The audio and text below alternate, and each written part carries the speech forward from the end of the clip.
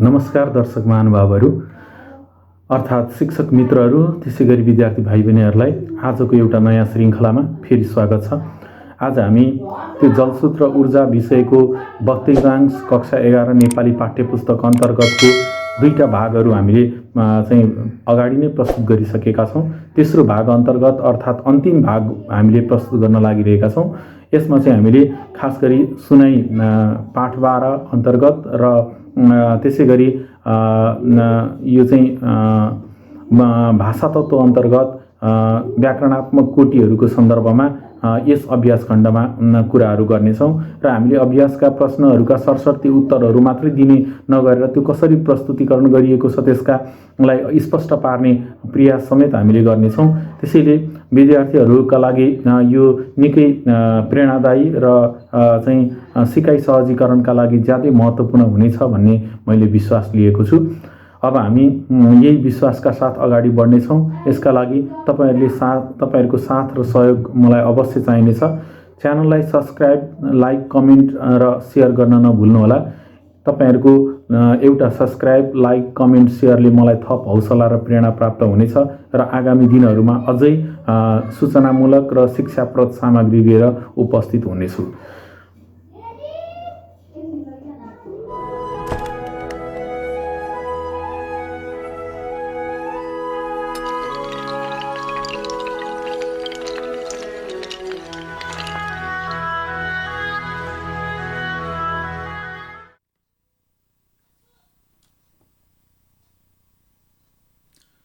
अब हामी कम्प्युटरको स्क्रिनमा आइसकेका छौँ। अब आज हामी यो अभ्यासात्मक क्रियाकलाप अन्तर्गत सुनाइ पाठ 12मा दिएका अभ्यासात्मक सामग्रीहरूको सन्दर्भमा हामी कुरा गर्दैछौँ। अब स्क्रिनमा सुनाइ पाठ 12 अन्तर्गत प्राकृतिक प्रकोप शीर्षकको एउटा अनुच्छेद यहाँ दिएको छ। अनुच्छेद भन्दा पनि गद्यांश दिएको छ। यो अनुच्छेदहरूलाई हामीले पढेर र यसमा सोधिएका यस अन्तर्गत पढेर सोधिएका प्रश्नहरूको उत्तर दिनुपर्ने हुन्छ। सुनाइ पाठ 12 अन्तर्गत रहेको यो प्राकृतिक प्रकोप शीर्षकको यो अनुच्छेदहरूलाई हामी सरसर्ती एकपल्ट पढौँ र यसका आधारमा हामीले अन्य प्रश्नको उत्तर दिनुपर्ने हुन्छ। म यहाँहरूलाई यो सरसर्ती पढेर सुनाउँछु। तपाईहरूले ध्यानपूर्वक सुन्नुहोला। प्राकृतिक प्रकोप भन्नाले बाढी, पहिरो, वर्षा, खडेरी, हिमपात, हुरी बतास जस्ता कुराहरू पर्दछन्। प्राकृतिक प्रकोप मानिसहरूको बसमा हुँदैन, तर मानिसहरूले चाहेमा त्यसको न्यूनीकरण गर्न सक्दछ। धनजनको क्षतिबाट जोगिन सक्दछ। प्राकृतिक प्रकोपको ख्याल नगर्ने हो भने यसले धनजनको विनाश गरी मानव जीवनलाई तहस नहस बनाउँदछ। नेपालको सन्दर्भमा प्राकृतिक प्रकोपमा सबैभन्दा बढी जनमानसलाई दुःख दिने बाढी पहिरो एक हो। वर्षा लागेपछि बाढी पहिरोका कारण धेरै धनजनको क्षति भएका समाचार हामी सुन्दछौँ। यस्तो बाढी पहिरोलाई न्यूनीकरण गर्न बाढी आउने ठाउँमा वृक्षारोपण गर्नुपर्दछ। खोलाका किनारमा तटबन्ध लगाउनु पर्दछ। वन जङ्गलको संरक्षण गर्नुपर्छ। खोला किनारबाट अत्याधिक बालुवा गिटी निकाल्नु हुँदैन। पहिरो जाने ठाउँमा पानीको निकास छोड्नु हुँदैन। पहिरो जाने क्षेत्रमा वर्षाको समयमा खेतीपाती गर्न पनि हुँदैन। खेतीपातीले गर्दा माटो कमलो भई पहिरो जाने झन बढी सम्भावना रहन्छ। अत्याधिक जनसङ्ख्या वृद्धि, वातावरणीय सन्तुलनको अभावमा अत्याधिक वर्षा तथा खडेरी पर्न सक्छ। यस विषयमा हामी मानवले सजग र सचेत भएर सोच्न जरुरी छ। त्यस्तै वातावरणीय सन्तुलनको अभावमा हिमपात हुने र हुरी बतास आउने गर्छ। यस्ता प्राकृतिक प्रकोपबाट बच्न आउने सम्भावित खतराबाट बच्न सुरक्षित बसाइको व्यवस्था गर्नु जरुरी छ। यदि बसाइ सुरक्षित भएन भने मानवको जीवन र धनको क्षति हुन सक्छ। यसरी हामीले यसलाई पढिसकेका छौँ र यसलाई हामीले यसरी सरसर्ती पढिसकेपछि हामीले केही कुरा अवश्य बुझ्नेछौँ र अब यसबाट चाहिँ विभिन्न प्रश्नहरू सोधिएका छन्। ती प्रश्नका उत्तर दिनेतिर हामी लागौँ त। अब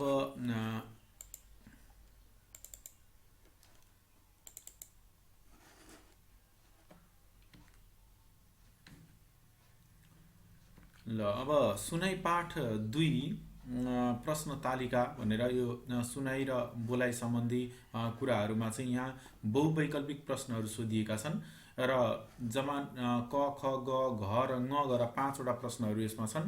ती 5वटा प्रश्नहरू मध्ये हैन ती 5वटा प्रश्नहरू मा चाहिँ 4-4वटा विकल्पहरू दिएका छन्। 4-4वटा विकल्पहरूलाई चाहिँ हामीले क्रमशः बहुवैकल्पिक प्रश्नका आधारमा छनौट गर्नुपर्ने हुन्छ।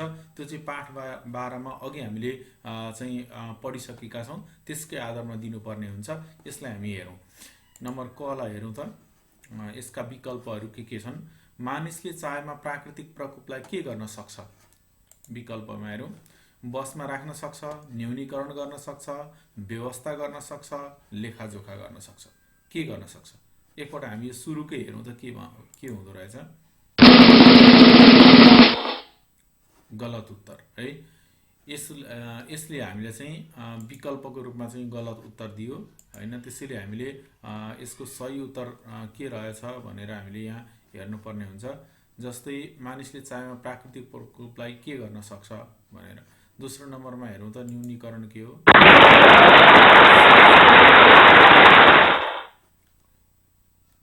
र यो न्यूनीकरणलाई चाहिँ हामीले सही जवाफको रूपमा लियौँ हैन। त्यसै गरी दोस्रोमा हेरौँ त ख नम्बरमा तटबन्ध भनेको के हो? यसका विकल्पहरू हेरौँ। खोला छेक्ने काम, खोला किनारमा वृक्षारोपण गर्ने काम, खोला किनारमा पर्खाल लगाउने काम, खोलालाई अर्कोतिर फर्काउने काम। के यसको सही उत्तर के हुन सक्छ हामीले हेरौँ। क्रमशः खोला छेक्ने काम, खोला किनारमा पर्खाल लगाउने काम, खोलाले अर्कोतिर। यो पर्खाल लगाउने काममा एकपल्ट हेरौँ त के छ।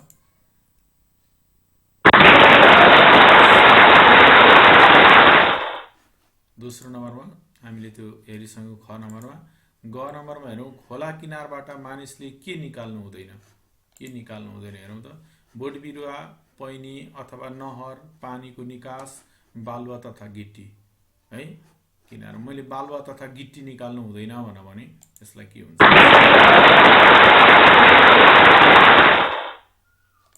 सही जवाफ। त्यसै गरी अर्को नम्बरमा को प्रश्न छ। अत्याधिक वर्षा भनेको के हो हैन? धेरै वर्षा भनेको के हो भनेको छ अत्याधिक वर्षा। यसले हामीले यतिकै बुझिहालिन्छ। अतिवृष्टि, अनावृष्टि, खण्डवृष्टि, अल्पवृष्टि हैन। जस्तै अतिवृष्टिमै लगाएँ।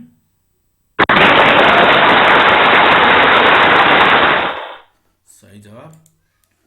अर्को ङ नम्बरमा हेरौँ। पहिरो जाने क्षेत्रमा वर्षाको समयमा के गर्नु हुँदैन? विकल्प हेरौँ त हामीले। वृक्षारोपण गर्न हुँदैन, बाँझो छोड्नु हुँदैन, खेतीपाती गर्नु, तटबन्ध गर्नु। अब यो हामीले पाठ 12 का आधारमा उत्तर दिनुपर्ने हुन्छ। मैले खेतीपाती गर्नु हुँदैन। सही जवाफ हैन। यसरी हामी सही जवाफ चाहिँ लियौँ यसको। यसरी बहुवैकल्पिक प्रश्नहरू को हामीले यो समाधान गर्यौँ। पक्कै पनि तपाईहरूले यो रमाइलो तरिकाले यसलाई अलिकति मनन गर्ने प्रयास गर्नुभयो होला है। अब सुनाइ पाठ 12 का आधारमा उत्तर दिनुहोस् भनेर 2 नम्बरको प्रश्नको अर्को उत्तर प्रश्न यसले मागिरहेको छ हैन। अब यसलाई अलिकति हामीले हेरौँ। प्राकृतिक प्रकोप मध्ये सबैभन्दा बढी जनमानसलाई दुःख दिने के हो भनेर प्रश्न गरेको छ। यसलाई उत्तर हेरौँ त। प्राकृतिक प्रकोप मध्ये बाढी पहिरो सबैभन्दा बढी जनमानसलाई दुःख दिने कुरा हो। सबभन्दा बढी जनमानसलाई दुःख दिने कुरा भनेको बाढी पहिरो हो भनेर हामीले चाहिँ यो सुनाइ पाठ 12 का आधारमा यो उत्तर यसरी तयारी पार्यौँ। अर्को नम्बर हेरौँ। बाढी पहिरो रोक्ने कुनै 3 उपाय बताउनुहोस् भनेको छ। 3टा उपायहरू हामीले यसरी दिन सक्छौँ। बाढी पहिरो रोक्ने उपायहरूमा बाढी आउने ठाउँमा वृक्षारोपण गर्नु, खोलाका किनारमा तटबन्ध बाँध्नु, वन जङ्गलको संरक्षण गर्नु हैन। यसरी हामीले 3टा चाहिँ उपायहरू हेर्न सक्छौँ। अर्को छ वर्षाको समयमा बाढी पहिरो जाने ठाउँमा किन खेती गर्नु हुँदैन? खेती किन गर्नु हुँदैन भनेर प्रश्न गरिएको छ। खेतीपातीले गर्दा माटो कमलो हुन गई पहिरो जाने सम्भावना भएकाले वर्षाको समयमा बाढी पहिरो जाने ठाउँमा खेती गर्नु हुँदैन है। माटो कमलो हुन्छ, त्यसैले खेतीपाती गर्नु हुँदैन। अर्को नम्बरमा छ वातावरणीय सन्तुलनको अभावमा के हुन्छ। वातावरणीय सन्तुलनको अभावमा के हुन्छ, यसको उत्तरलाई हेरौँ। वातावरणीय सन्तुलनको अभावमा अत्याधिक वर्षा तथा खडेरी पर्न सक्छ हैन। वातावरणीय सन्तुलनको अभावमा अत्याधिक वर्षा तथा खडेरी पर्न सक्छ। अर्को छ बसाइ सुरक्षित भएन भने के हुन्छ हैन। बसाइ सुरक्षित भएन भने मानवको जीवन र धनको क्षति हुन्छ। यसरी हामीले सुनाइ पाठ 12 का आधारमा हैन यो प्रश्नका उत्तरहरू गर्यौं। अब 3 नम्बरमा दिएको पाठ पढ्नुहोस् र यो व्यक्तित्वको अंश हो कि होइन आफ्नो तर्क प्रस्तुत गर्नुहोस् भनेर प्रश्न गरिएको छ। भन्नुको अर्थ यो पाठ पढेपछि यो व्यक्तित्वको अंश हो कि होइन यसको तर्क दिनुहोस् भनेर भनेको छ। यसलाई हामी सरसर्ती एकपल्ट वाचन गरौँ अनि त्यसपछि हामी यो हो कि होइन भन्ने कुराको बारेमा अगाडि बढ्छौँ। हो, मानिसभन्दा प्रकृति बलियो हुन्छ, यस विषयमा दुई मत हुन सक्दैन। मानिस त प्रकृतिको एउटा अंश मात्र हो, अंश पूर्णभन्दा बलियो भएको न कतै पाइन्छ न पाइनेछ। मेरा पूर्ववक्ता साथीले प्रकृतिभन्दा मानिस बलियो हुन्छ भनेर मानवले गरेका केही वैज्ञानिक उन्नतिका उदाहरणहरू दिन खोज्नुभयो। यो देखेर मलाई हाँसो उठ्यो। उहाँले यो कुरा बिर्सनु भयो कि ती सबै वैज्ञानिक उन्नति प्रकृतिमै निर्भर छन् भनेर। सभाध्यक्ष महोदय, प्रकृति मानिसको उन्नति एवं वैज्ञानिक उपलब्धिभन्दा कैयौँ गुणा बढी शक्तिशाली छ। दिन र रात हुनु एउटा प्रकृतिको नियम हो। मान्छेले चाहेर पनि पुरै दिनलाई रात र रातलाई दिन बनाउन सक्दैन। मौसम, ऋतु परिवर्तन सबै प्रकृतिका नियम हुन्। मानिस जन्मनु, हुर्कनु, मर्नु प्रकृति हो। पृथ्वी, सम्पूर्ण ग्रह, ब्रह्माण्ड, बनावट र त्यहाँ हुने यावत क्रियाकलापहरू सम्पूर्ण प्राकृतिक नियम हुन्। यी प्राकृतिक नियमसँग मानिसको शक्ति तुलना गर्न सकिन्छ र भनेर यसरी दिएको छ। अब हामीले यो पढिसकेपछि पक्कै पनि यो व्यक्तित्वको अंश हो कि होइन भन्ने बारेमा ठम्मिसकेका छौँ। किनभने हामीले व्यक्तित्व र वाद विवाद पनि पढेका छौँ। तल्लो कक्षाहरूमा पनि 9-10 मा पनि हामीले यो कुरा पढेका छौँ र यसको बारेमा हामीले पक्कै पनि थाहा छ हैन। त्यसै कारणले गर्दाखेरि हामीले यो दिएको अंश चाहिँ कस्तो अंश हो भनेर भन्ने हो भने यो अंश चाहिँ उल्लेखित अनुच्छेद वक्तृताको अंश होइन। यसमा पूर्ववक्ता व्यक्तिको भनाइलाई खण्डन गर्दै आफ्ना विचारहरू तर्कपूर्ण ढङ्गले राखिएको छ। त्यसैले प्रस्तुत अनुच्छेद वाद विवादको हो। पक्ष र विपक्षका तर्कहरू वाद विवादमा हुने गर्छ। अब यसरी हामीले के बुझ्यौँ भन्दाखेरि यसमा पूर्ववक्ताको कुरा पनि छ हैन। अब अरूले भनेको कुरालाई खण्डन गरिएको कुरा छ। त्यसै कारणले गर्दा यो हैन वक्तृतांश नभएर यो चाहिँ खास गरी वाद विवाद हो, वाद विवादको खण्ड हो भनेर हामीले यसलाई बुझ्न सक्छौँ। यो संक्षिप्त खालको हुन्छ। अर्को नम्बरमा हेर्नु 4 नम्बरमा वाद विवाद र वक्तृतामा के फरक छ, कक्षामा छलफल गरी निष्कर्ष प्रस्तुत गर्नुहोस् भनेर भनेको छ। विद्यार्थीहरूले यो वाद विवाद र वक्तृताको बारेमा बुझिसक्नु भएको छ। अब यसको बारेमा छलफल गर्न सक्नुहुनेछ र छलफल गरेर निष्कर्ष पनि निकाल्न सक्नुहुनेछ। तर जे भए पनि वाद विवाद र वक्तृतामा के फरक हुन सक्छ भनेर मैले एउटा सानो यहाँ चार्ट प्रस्तुत गरिदिएको छु हैन। तपाईहरुलाई छलफलको लागि सहजता पक्कै हुनेछ है। वक्तृता र वाद विवाद दुईवटा खण्डहरू छन् यसमा हैन। अब यसका फरकको सन्दर्भको कुरामा गर्दैछु। विषयमा केन्द्रित भई आफ्ना विचार प्रकट गर्नु वक्तृता। यसमा कसैले खण्डनको आवश्यकता पर्दैन, कसैको खण्डनको आवश्यकता पर्दैन वक्तृतामा। एक शीर्षकमा आफ्ना चोटिला तर्कहरू प्रतियोगीले राख्ने गर्छन्। यसमा आफ्ना विचारका गुच्छाले आफूलाई अगाडि बढाउने काम गरिन्छ। यसमा प्रतिवाद गर्न पर्दैन, अर्थात् भनौँ वक्तृतामा प्रतिवाद गर्नु पर्दैन। वाद विवादमा हेरौँ त पक्ष वा विपक्षमा रही आफ्ना तर्कहरू प्रकट गर्नु। यसमा विपक्षको खण्डन गरी आफ्नो तर्क स्थापित गर्ने प्रयास गरिन्छ। त्यसैगरी विपक्षीको जस्तोसुकै भनाइको पनि विरोध गरिन्छ। यसमा जस्तोसुकै भनाइ भने पनि यसमा विरोध गर्ने काम गरिन्छ। विरोध आफ्नो तर्कका माध्यमबाट गरिन्छ। यसमा विपक्षका तर्कलाई निष्फल बनाई आफू सफल हुने प्रयास गरिन्छ। त्यसैगरी यसमा प्रतिवाद जरुरी हुन्छ हैन, वक्तृतांशमा चाहिँ प्रतिवाद जरुरी हुँदैन, यसमा चाहिँ हुन्छ। यसरी हामीले वक्तृत्व र वाद विवादको का विषय फरक विषयहरूको बारेमा बुदागत रूपमा दियौँ। पक्कै पनि तपाईहरूलाई छलफलको लागि र स्मरण गर्नको लागि यसले सहजता पक्कै दिनेछ। अब अर्को प्रश्नतिर जाउँ। अर्को प्रश्न भनेको अब हामी अर्को खण्डमा प्रवेश गरेका छौँ। अर्को खण्ड भनेको भाषा तत्त्व। अब यो भाषा तत्त्व अन्तर्गत अर्को खण्डमा विशेष गरी उद्देश्य र विधेयको बारेमा कुरा गरिएको छ यसमा, र उद्देश्य विधेय अनि त्यसै गरी व्याकरणात्मक कोटिहरूको बारेमा। व्याकरणात्मक कोटिहरू अन्तर्गत लिङ्ग वचन पुरुषको कुरा हैन देखि लिएर विभिन्न प्रेरणार्थक लगायतका प्रसङ्गहरू यो अभ्यासमा राखिएका छन्।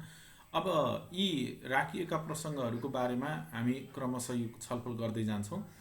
अब उद्देश्य र विधेय अन्तर्गतको कुरालाई यहाँ प्रश्नमा दिएको छ। दिएका पाठबाट उद्देश्य र विधेय भाग छुट्याउनुहोस् भनेर दिएको छ। प्रश्नमा क ख ग घ र ङ गरेर यहाँ राखिएको छ। अब सबभन्दा पहिलो कुरा हामीले उद्देश्य के हो र विधेय के हो भन्ने बारेमा बुझ्नु जरुरी छ हैन। उद्देश्य र विधेयका बारेमा हामीले जबसम्म बुझ्न सक्दैनौँ तबसम्म हामीले के अरे यो उद्देश्य र विधेय के हो भन्ने बारेमा छुट्याउन पनि सक्दैनौँ। अब उद्देश्य र विधेयको बारेमा हेर्दाखेरि मैले यहाँ तल दिएको छु उद्देश्य भन्नाले के हो भनेर। उद्देश्य भन्नाले वाक्यमा कर्ताको रूपमा प्रयोग भएको पदलाई बुझ्नुपर्छ। विधेय भन्नाले क्रियापदको रूपमा प्रयोग भएको पदलाई बुझ्नुपर्छ। दुईटा कुरा छ हैन। एउटा कुरा कर्ताको रूपमा आएको कुरा उद्देश्य र क्रियापदको रूपमा प्रयोग भएको पदलाई हैन विधेय, यसरी बुझ्नुपर्छ। कर्तालाई उद्देश्यको रूपमा क्रियापदलाई विधेयको रूपमा हामीले सम्झ्यौँ भने सम्झन अत्यन्त सजिलो हुनेछ हैन। त्यसैले अब यहाँ कर्ता कुन हो र क्रियापद कुन हो भन्ने जति छुट्याउन सक्यौँ हामीले अनि उद्देश्य र विधेय छुट्याउन सकिहाल्छौँ। ल अब यो क ख ग मा प्रश्नहरू तपाईहरूले आफ्नो पाठ्यपुस्तकमा पनि हेर्न सक्नुहुनेछ र यसका उद्देश्य र विधेय के हुन् भनेर मैले तालिकामा सरस्वती दिनेछु। किताबसँग मिलाएर तपाईहरूले हेर्नुहोला। उद्देश्यमा हेर्नुहोस्। अब उद्देश्यमा चाहिँ क नम्बरमा युवा शक्ति, ख नम्बरमा जल, ग नम्बरमा बेरोजगारहरू, घ नम्बरमा वक्ता, ङ नम्बरमा प्रधानाध्यापक। विधेयमा हेरौँ। क नम्बरमा छन्, ख नम्बरमा हुन्छन्, ग नम्बरमा आउने छन्, घ नम्बरमा राख्नुहुन्छ, ङ नम्बरमा टुङ्ग्याउनुहुन्छ। यता आएका जति पनि कुराहरू छन् यी सबै क्रियापद अन्तर्गतका कुरा हुन्। यो उद्देश्य खण्डमा आएका सबै कुराहरू चाहिँ कर्ता अन्तर्गत पर्दछ। ल यसलाई हामी उद्देश्य र विधेय भन्छौँ। अब यो कुरा हामीले जानिसकेपछि उद्देश्य र विधेयको खण्डको कुरा जानिसकेपछि पक्कै पनि हामीले अब यसका विस्तारहरूको बारेमा पनि बुझ्नेछौँ। दिएका पाठबाट उद्देश्य विस्तार, विधेय विस्तार खण्ड छुट्याएर देखाउनुहोस् भनेको छ। उसकी बहिनी निर्वाचन समितिमा बस्दिनन् रे, धेरै बेर पछि मनलाई डह्रो पारी ऊ आँगनतिर गई, आज बिहान हिँडेको मान्छे छिट्टै नै दार्चुला पुगेछ, गाउँमा तिम्रो पहिरन गजबको देखिन्छ भनेर यसरी दिएको छ। अब यो के अरे घ नम्बरसम्मको प्रश्न छ। यसमा उद्देश्य र उद्देश्य विस्तारका बारेमा अलिकति बुझ्नु जरुरी छ। यसको बारेमा थोरै कुरा भनिदिइहालेँ मैले। अब उद्देश्य विस्तार भन्नाले कर्ता अगाडि आएका विशेषण, भेदक, षष्ठी विभक्ति प्रयोग भएका तथा कर्ता केन्द्रित पद पदावलीलाई बुझ्नुपर्छ भनेर यहाँ अलिकति मैले भन्दै। कर्ता अगाडि आएका हैन, कर्ता अगाडि आएका जस्तै यहाँ हेर्ने हो भने बहिनी भन्ने कर्ता हो। अब यो भन्दा अगाडि आएको भनेको उसकी भनेर आएको छ। यसरी उसकी भनेर आयो भने यो चाहिँ उद्देश्य विस्तार अन्तर्गत पर्ने भयो हैन। यहाँ चाहिँ भेदक षष्ठी विभक्ति अन्तर्गत भनेको छ को काकी रोरारी नोनानी भनेर चाहिँ षष्ठी विभक्तिमा राखिएका कुराहरू। जस्तै यहाँ उसकी भन्दाखेरि को काकी, यो कि आयो षष्ठी विभक्ति अन्तर्गत रहेका हैन। यस्तो प्रयोग भएका कुराहरू पनि उद्देश्य विस्तार अन्तर्गत पर्छन्। हामीले सजिलो गरी यसलाई बुझ्ने तरिका चाहिँ के हो भन्दा कर्ता भन्दा अगाडि कर्तालाई स्पष्ट पार्नका लागि आएका जति पनि अगाडिका पद पदावलीहरू छन् ती सबै उद्देश्य विस्तार हुन्। अब विधेय भनेको चाहिँ क्रियापद हो। क्रियापद भन्दा अगाडि आएका जति पनि कुराहरू छन् ती के अरे विधेय विस्तार हुन्। विधेय विस्तार भन्नाले उद्देश्यभन्दा अगाडि अनि क्रियापद विधेय अगाडि आएका पदावलीलाई बुझ्नुपर्छ। विधेय विस्तार भन्नाले उद्देश्यभन्दा पछाडि, अगाडि होइन पछाडि, उद्देश्यभन्दा पछाडि भन्नुको अर्थ कर्ताभन्दा पछाडि। अनि त्यसै गरी क्रियापद विधेय अगाडि आएका पदहरूलाई चाहिँ पदावलीले चाहिँ हामीले विधेय विस्तार भन्छौँ। यसरी हामीले उद्देश्य र विधेय विस्तारको कुरा छ। त्यसैका आधारमा यो घ नम्बरमा सोधिएका प्रश्नहरूको तालिका बनाएर उत्तर दिएको छु। यो तालिकाहरू तपाईँले चाहिँ हेरेर स्क्रिनसट गरेर पनि तपाईँहरूले चाहिएको बेलामा हेर्न सक्नुहुनेछ। हेरौँ त, प्रश्न नम्बर क मा उद्देश्यमा बहिनी, उद्देश्य विस्तारमा उसकी बहिनी भनेको छ। यो उसकी भनेको चाहिँ उद्देश्य विस्तार हो। यो बहिनी भनेको चाहिँ के अरे उद्देश्य मात्रै हो। हामीले लेख्दाखेरि यसरी लेख्यौँ भने रेखाङ्कन गरेर यहाँ अन्डरलाइन गरेर उद्देश्य विस्तारलाई देखायौँ भने अत्यन्त यो राम्रो हुनेछ र सजिलो पनि हुनेछ। उद्देश्य र उद्देश्य विस्तार अन्तर्गतको कुरा है। त्यसै गरी के अरे बस्दिनन् होइन, यो चाहिँ विधेय। अनि त्यसपछि विधेय विस्तारमा चाहिँ निर्वाचन समितिमा बस्दिनन्, यो क्रिया पद हो अर्थात् विधेय हो। योभन्दा अगाडि आएको निर्वाचन समितिमा चाहिँ विधेय विस्तार। अनि त्यसै गरी ऊ, अनि धेरै बेर पछि मनलाई दह्रो पारी, ऊ भनेको चाहिँ यो ऊ भनेको उद्देश्य होइन। त्यसै गरी अनि अगाडि आएका जति पनि कुराहरू छन् उद्देश्य विस्तार हो। त्यसै गरी विधेयमा गई, विधेय विस्तारमा आँगनतिर, मान्छेमा आज बिहान हिँडेको, त्यसै गरी विधेयमा पुगेछ, विधेय विस्तारमा छिट्टै नै दार्चुला पुगेछ। अनि उद्देश्यमा घ नम्बरको पहिरन, उद्देश्य विस्तारमा गाउँमा तिम्रो, विधेयमा देखिन्छ, विधेय विस्तारमा गजबको। यसरी हामीले होइन अघि भनेका आधारमा यसलाई हामीले चाहिँ छुट्याएर हेर्न सकिन्छ।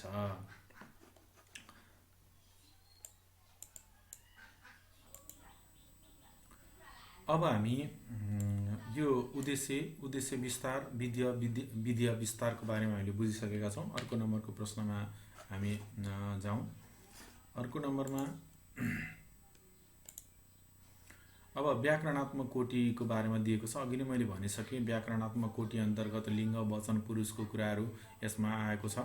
अब यसमा चाहिँ यो पहिलो खण्ड अन्तर्गत व्याकरणात्मक कोटिमा लिङ्ग चाहिँ अर्थात् भनौँ लिङ्गको प्रयोगको बारेमा दिएको छ। यो तपाईँहरूले पहिले नै पढिसक्नु भएको छ, पक्कै पनि सजिलो हुनेछ। यहाँ एकमा दिएको अनुच्छेदमा वाक्यको लिङ्ग परिवर्तन गर्नुहोस् भनेको छ। लिङ्गमा स्त्रीलिङ्ग र पुल्लिङ्ग भनेर दुईवटा लिङ्गहरू हुन्छन्। स्त्रीलिङ्ग भए पुल्लिङ्ग, पुल्लिङ्ग भए स्त्रीलिङ्गमा हामीले परिवर्तन गर्नुपर्ने हुन्छ यसलाई होइन।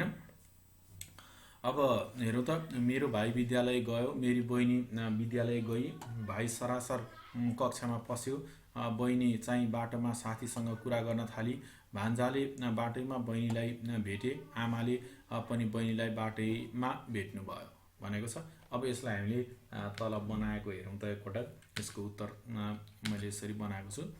अब यसकै आधारमा हामीले यो हेर्न सक्छौँ। यो तपाईँहरूले आफै ट्याली गर्न सक्नुहुन्छ।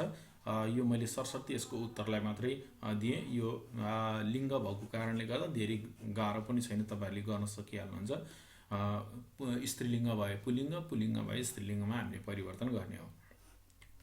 यसलाई यसरी बनायो भने मेरी बहिनी विद्यालय गई, मेरो भाइ पनि विद्यालय गयो, बहिनी सरासर कक्षामा पसी, भाइ चाहिँ बाटामा साथीसँग कुरा गर्न थाल्यो, भान्जीले बाटैमा भाइलाई भेटिन्, बुवाले पनि भाइलाई बाटैमा भेट्नुभयो भनेर यसरी हामीले यो बनाउन सक्छौँ। यसैको आधारमा हामीले यहाँ गयो भन्ने ठाउँमा गई होइन, त्यसरी गई भन्ने ठाउँमा गयो होइन। त्यसै गरी यहाँ के अरे अर्को छ पस्यो भन्ने ठाउँमा पसी होइन। अनि त्यसपछि अब त्यसै गरी बहिनी भनेको चाहिँ यहाँ थाली भनेको ठाउँमा थाल्यो होइन।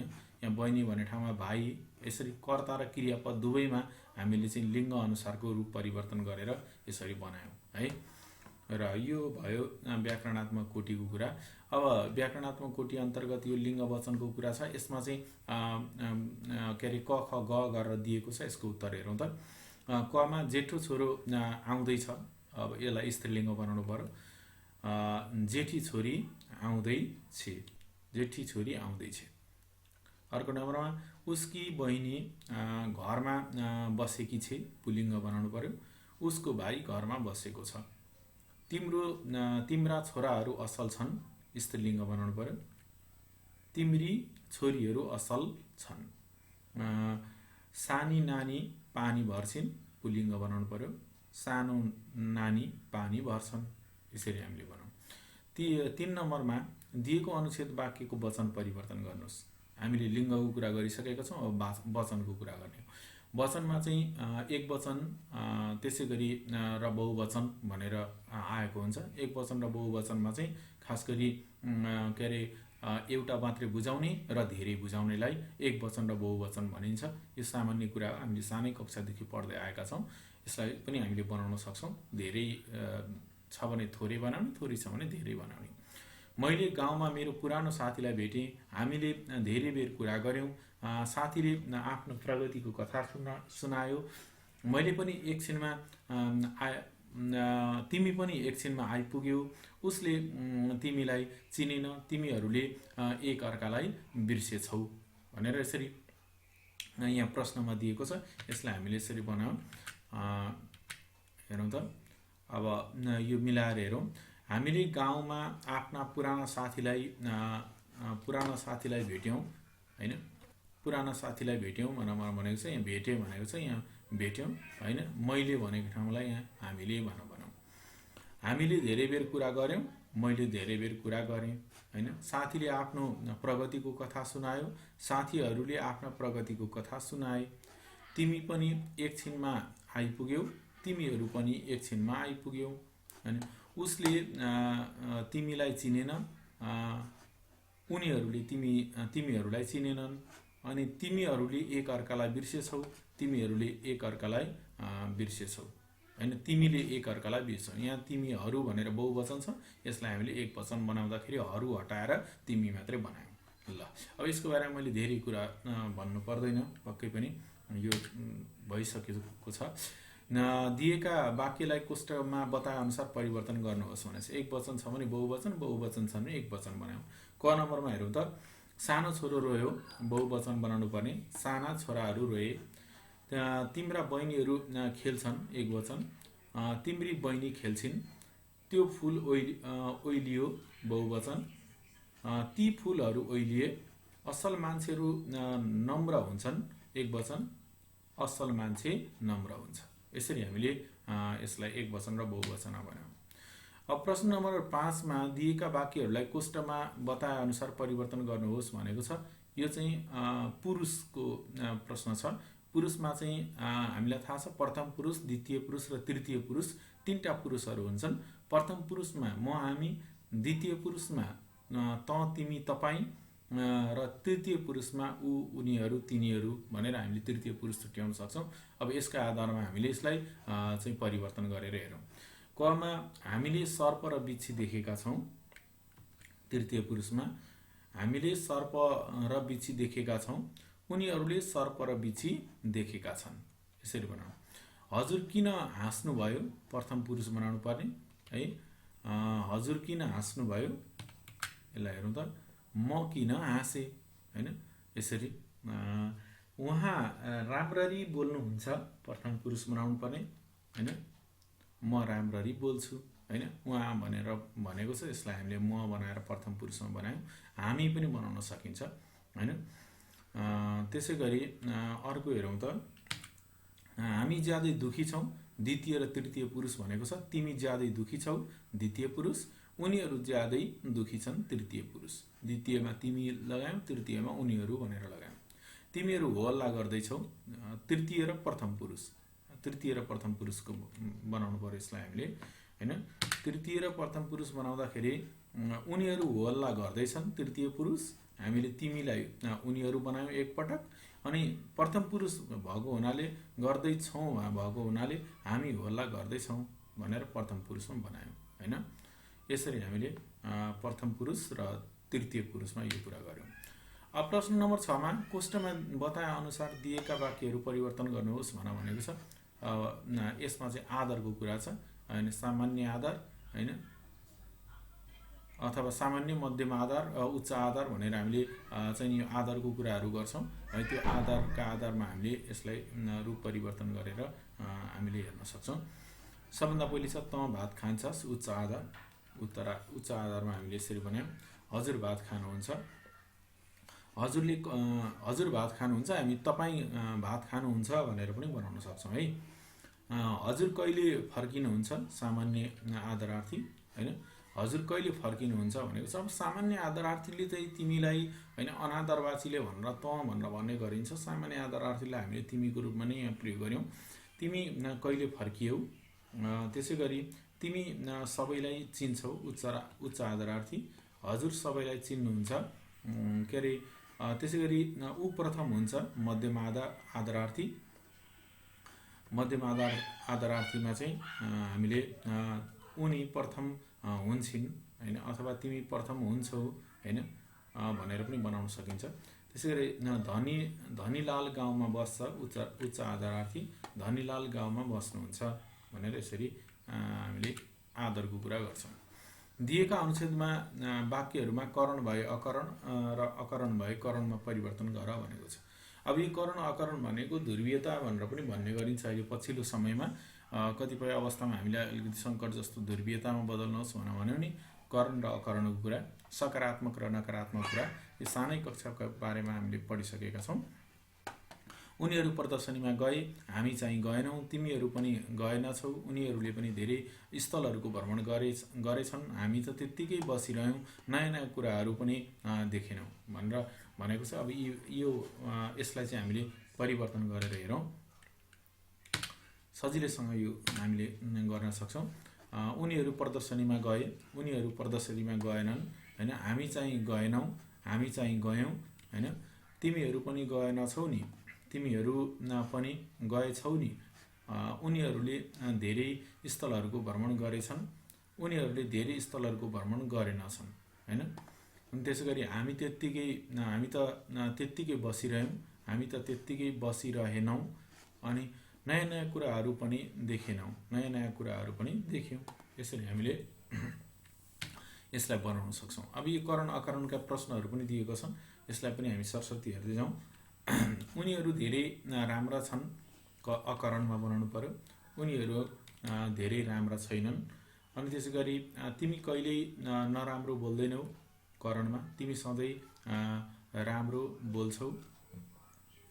आज धेरै जाडो होला जस्तो छ, अकरणमा। आज धेरै जाडो होला जस्तो छैन। पानी परेन र जाडो भएन, करणमा। पानी पर्यो र जाडो भयो। उसले चिनेको मान्छे बाटामा भेट्यो, अकरण। उसले चिनेको मान्छे बाटामा भेटेन। यसरी हामीले करण अकरणलाई बनाउन सक्छौँ है। त्यसैले यो कोष्टकमा बताएअनुसार भनेर भनेको छ। अब त्यही अनुसार हामीले यो गरिसकेका छौँ। तपाईहरूले बनाउनु भएको भए पनि यसलाई हेरेर आफूलाई मिलाउन सक्नुहुनेछ, सही गलत के हो भनेर। नजानेको भए पनि तपाईँहरूले पक्कै पनि यसलाई हेरेर गर्न सक्नुहुन्छ। अब कोष्टकका सहायताले तलका वाक्यहरू काल, पक्ष, भाव, वाच्य र प्रेरणार्थकमा परिणत गर्नुहोस् भनेछ। कोष्टकमा यहाँ काल, पक्ष, भाव, वाच्य र प्रेरणार्थकको बारेमा दिएको छ। अब यसको बारेमा, अब कालको बारेमा पक्कै पढ्नु होला हैन। अब वर्तमान, भूत र भविष्य हुन्छन्, त्यसका 3-3 वटा पक्षहरू हुन्छन्, र भूतकालका चाहिँ 5 वटा पक्षहरू हुन्छन्। गरेर 3-3 र 5-5 6-5 11 वटा पक्षहरूको बारेमा पनि तपाईहरूले बुझ्नु भएकै छ। सामान्य, अपूर्ण, पूर्ण, तिनटैको सामान्य अपूर्ण पूर्ण हुन्छ। भूतकालमा चाहिँ एउटा अज्ञात र अव्यस्त थपिएर 5 वटा हुन्छ।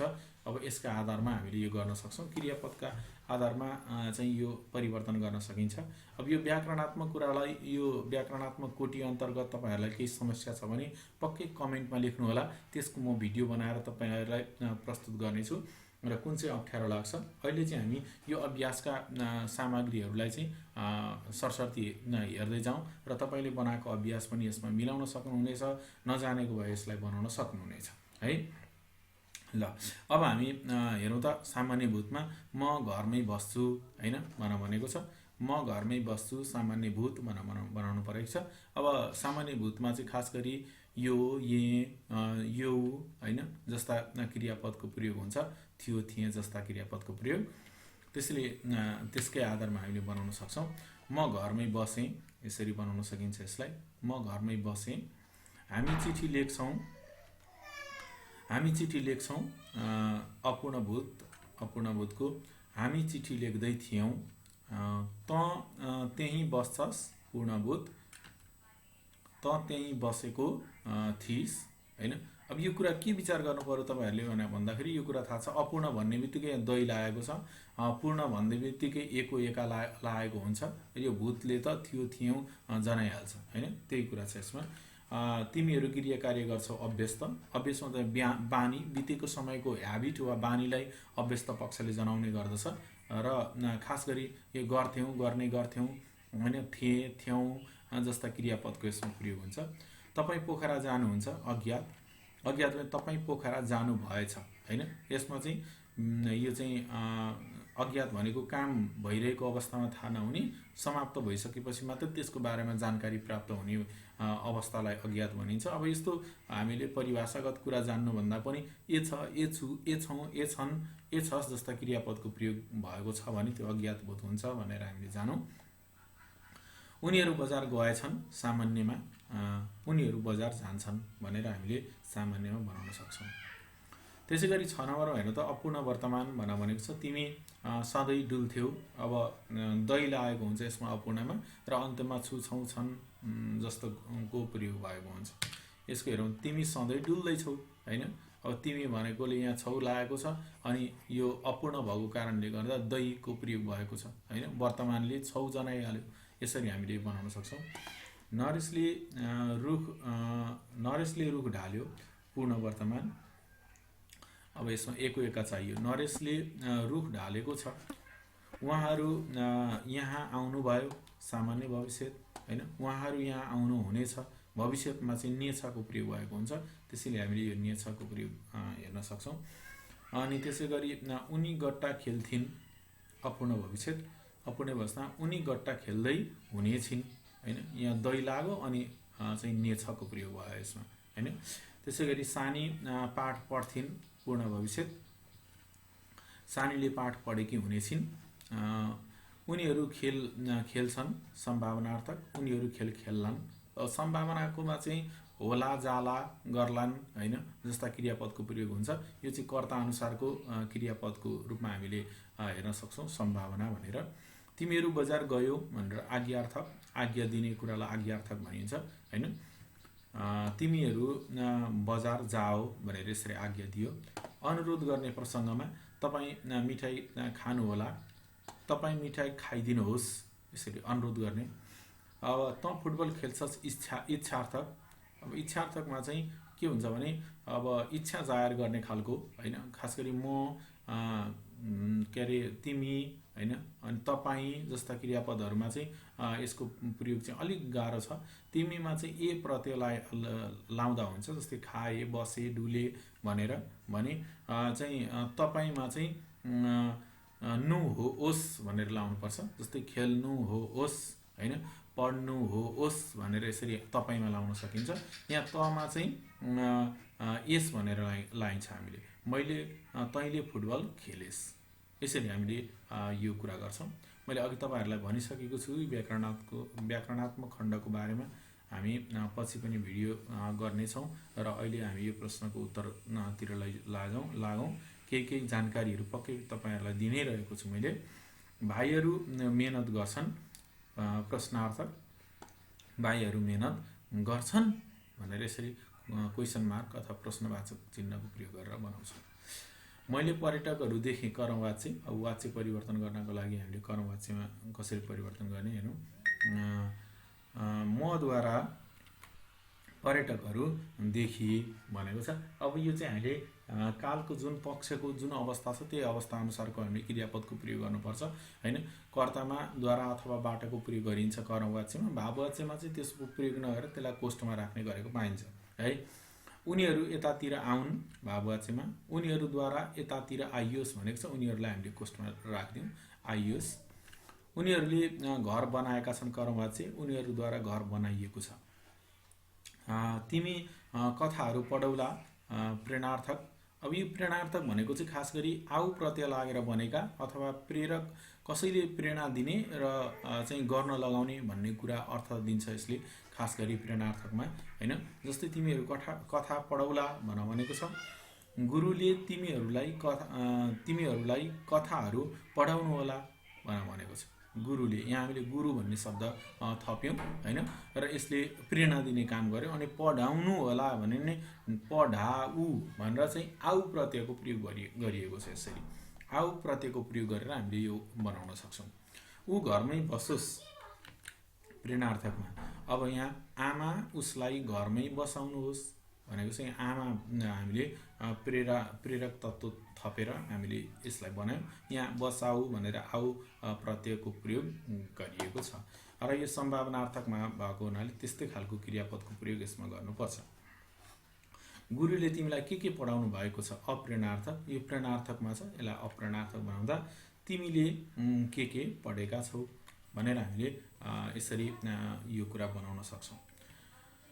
यसरी हामीले यो कुरा गऱ्यौँ। अब उक्ति भनेर दिएको छ। उक्ति भनेको भनाइ वा कथन हो। अब यो भनाइ वा कथनलाई चाहिँ खास गरी हामीले उक्तिको रूपमा लिन्छौँ र यो उक्ति अर्थात् कथन हो।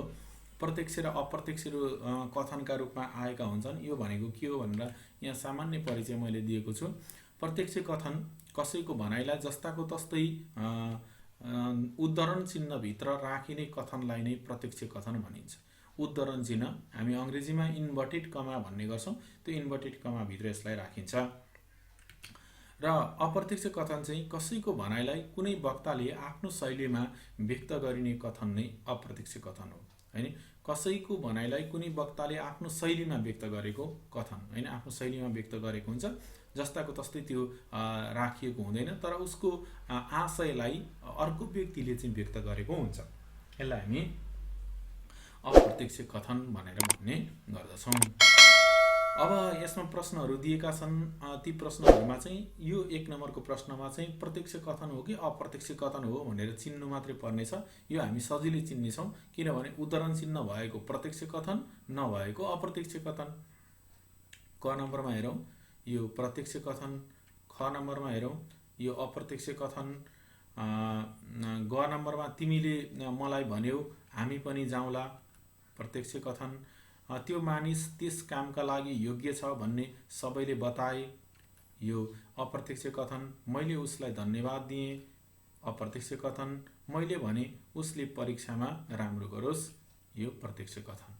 हामीले अरू केही कुरा ख्याल गर्नु परेन यसमा हैन। यो दोहोरो उद्धरण चिन्हभित्रका भनाइहरू राखिएको छ भने प्रत्यक्ष, यो राखिएको छैन भने अप्रत्यक्ष भनेर हामीले बुझ्छौँ। अब 2 नम्बरमा दिएका वाक्यहरू प्रत्यक्ष कथनमा बदल्नुहोस् भनेको छ। यो चाहिँ प्रत्यक्ष कथनमा बदल्नुहोस्। अब यो बदल्दाखेरि 1-2 कुरा के कुरा ध्यान दिनु पर्यो भने अप्रत्यक्षमा बदल्दाखेरि उसको आशयलाई, भनेको आशयलाई नबिगारिकन अर्को व्यक्तिले यो इन्भर्टेड कमा अर्थात् दोहोरो उद्धरण चिन्हलाई हटाएर हामीले उसको भनाइलाई यसरी भन्यो भनेर राख्नुलाई नै अप्रत्यक्ष कथन भनिन्छ हैन। त्यसैले यसलाई हामीले यसरी गरौँ त। जस्तै हेरौँ त, पूर्णमानले भन्यो समाजको अवस्था दयनीय छ हैन। अब हेरौँ त, समाजको अवस्था दयनीय छ भनी पूर्णमानले बतायो। पूर्णमानले बताएको कुरालाई चाहिँ यसरी दिएको छ। यो हामीले उद्धरण चिन्हलाई चाहिँ हटाएका छौँ है। यसरी उद्धरण चिन्हलाई हटाएर हामीले चाहिँ यसलाई कसैको भनाइलाई उसको स्वरूपमा बताउन सक्छौँ। अर्को छ, सन्तोषले गम्भीर हुँदै भन्यो नेपालमा विकासको नयाँ परिभाषा चाहिएको छ। यसलाई हेरौँ त, नेपालमा विकासको नयाँ परिभाषा चाहिएको कुरा सन्तोषले गम्भीर हुँदै बतायो। यसरी बनाउने, सञ्जीवले चिन्ता मान्दै बोल्यो परिभाषा बदल्दैमा समाजको समस्या समाधान हुँदो रहेनछ। यसले परिभाषा बदल्दैमा समाजको समस्या समाधान हुँदो रहेनछ भनी सञ्जीवले चिन्ता मान्दै बतायो। यहाँ चिन्ता मान्दै बताएको कुरालाई पनि यसरी अगाडि बढाइयो। त्यसैले हामीले दोहोरो उद्धरण चिन्ह हटायौँ। हामीले उत्साहका साथ विमलाले उत्साहका साथ भनी अब म पनि समाज परिवर्तनका लागि खटिन्छु हैन। अब यसलाई हेरौँ त, अब आफू पनि समाज परिवर्तनका लागि खटिने भनी विमलाले उत्साहका साथ बताइन्। यहाँ के भनेको छ नि, अब म भनेको छ, म भनेको को हो त भन्दा विमला। त्यसैले अब आफू हैन, अब आफू भनेको विमलाले आफूलाई भनी आफू पनि समाज परिवर्तनका लागि खटिने भनी विमलाले उत्साहका साथ बताई भनेर विमलाले बताएको कुरा, अनि म पनि समाज परिवर्तन भनेको आफू यसरी हामीले यसलाई बनाउनु पर्दछ। ल यो कुरा अर्को दिएको अनुच्छेदलाई प्रत्यक्ष कथनमा बदल्नुहोस् भनेको चाहिँ यहाँ अनुच्छेद दिएको छ, त्यो अनुच्छेदलाई हामीले प्रत्यक्ष कथनमा बदलेर हेरौँ। यसरी हेरौँ त, यहाँ बनाएको छु मैले। के गर्दैछौ भने आमाले छोरीलाई सोध्नुभयो। आमाले छोरीलाई सोध्नुभयो तिमी के गर्दैछौ। यहाँ दोहोरो उदाहरण चिन्हभित्र छोरीले वक्तृताका लागि सामग्री सङ्कलन गरिरहेको बताइन्। छोरीले भनिन् वक्तृताका लागि सामग्री सङ्कलन गरिरहेको छु। आमाले वक्तृताको विषयमा चासो राख्छु भन्नुभयो। आमाले भन्नुभयो म वक्तृताको विषयमा चासो राख्छु। छोरीले आमासँग नेपालको सिँचाइ स्थितिका बारेमा प्रश्न गरिन्। छोरीले आमालाई भनिन् नेपालको सिँचाइ स्थिति कस्तो छ। यसरी हामीले दोहोरो उदाहरण चाहिँ चिन्हभित्र चाहिँ हामीले प्रत्यक्ष कथनलाई राखेर यो बनाउन सक्छौँ है। यसरी हामीले दोहोरो उदाहरण चिन्हभित्रका सामग्रीहरूलाई चाहिँ यसरी हामीले प्रस्तुतिकरण गर्यौँ। यसरी उक्ति परिवर्तन अन्तर्गत यो कुरा राखेर हामीले हेर्न सक्छौँ। ल शिक्षक साथीहरू, त्यसै गरी विद्यार्थी भाइ बहिनीहरू, अब तपाईहरूले पक्कै पनि यो जलस्रोत र ऊर्जा विषयका सामग्रीहरूको यो खण्ड पनि चाहिँ अभ्यासात्मक क्रियाकलापहरूले थप तपाईहरूलाई सिकाइमा केही सहजीकरण गर्नका निम्ति पक्कै पनि मद्दत पुर्यायो भन्ने मैले आशा र विश्वास लिएको छु। र यसको अगाडिका 2वटा खण्डहरू पनि छन्। ती खण्डहरू हेर्न चाहनुहुन्छ भने लिङ्कमा गएर तपाईहरूले अथवा तल दिएको लिङ्कमा गएर पनि तपाईहरूले हेर्न सक्नुहुनेछ। यसरी तपाईहरूको यो शिक्षा र त्यसै गरी सूचनामूलक सामग्रीहरू लिएर तपाईहरू माझ म आइरहनेछु।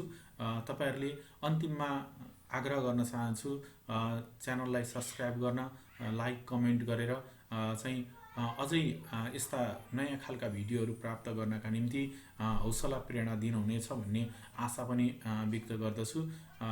यति भन्दै आजको यो श्रृङ्खलाबाट यहाँहरू माझ बिदा हुन चाहन्छु। हस्त नमस्कार।